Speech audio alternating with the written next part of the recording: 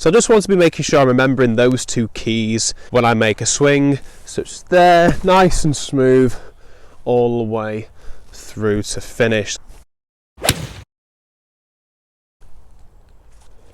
Well, that was really pure. You're that type of golfer that gets into the top of their backswing. The first move they tend to make is this casty sort of move in the downswing, and then it causes you to either duff the shot, thin the shot, lean back, lean forward, do all sorts. And there's two main reasons for this, which I'm going to dive into. Welcome back to the channel. If you're fairly new, welcome to Harry Shaw Golf, a YouTube channel based on golf tips and the odd club review. So make sure you hit that subscribe button down in the bottom corner so you stay tuned to all the golf content coming your way. And in this video, I'm going to be showing you two simple ways of how we can stop casting in the golf swing. So let's dive straight into it. Number one, I tend to see a lot of golfers, when they make their backswing, the tendency is for the left arm to bend, and the main reason why is because they're not rotating properly. So it's important that we're making sure we're giving ourselves plenty of room to hit the golf ball. A lot of people stand too close, then they can't rotate, get their back facing towards the target and get that proper turn that we're looking for. And the only way they can make a full swing is by bending this left arm here. The only way they can start the downswing now is by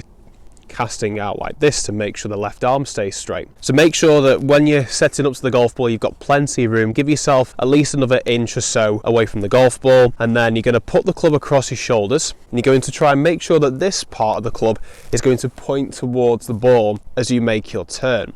And you can see there, I'm not turning this way, I'm not turning this way. I'm making sure that that butt end of the club, where the grip is going to be pointing towards the golf ball when I make the turn back. Now, if I take my club and grip and try and make a full swing by doing this, and just feel like that club's still going to be on here, it's going to point towards that ball at the top of my backswing, it's a lot easier now for me to keep that left arm straight. This is going to stop us from going that way with our arms. You can see there, this arm is flexed, now it's extended. So it's important that when we get into the top of the backswing, this left arm is fully extended. You can see there it is. Really good position at the top of the backswing. So there's tip number one. Moving on to tip number two, and you're in a great position ready to fire that golf club now. The tendency is still there sometimes with the wrist to then cast that way as well, which we also don't want. It's actually worse doing this than doing it using the arm, because then what happens is we do this and then I start to turn now and I create loads of height in the golf ball, or I'm just going to thin it and it's not going to look very nice. So you're in this position here in the top of the backswing, and I want you to almost feel like as you start making your turn down, you're trying to get the club head to touch your right shoulder.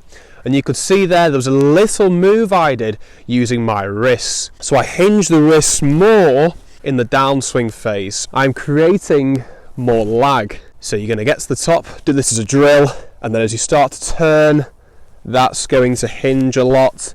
And then it's going to be a lot easier for you then to actually release the club in the correct way on the downswing and striking that ball pure. So I just want to be making sure I'm remembering those two keys.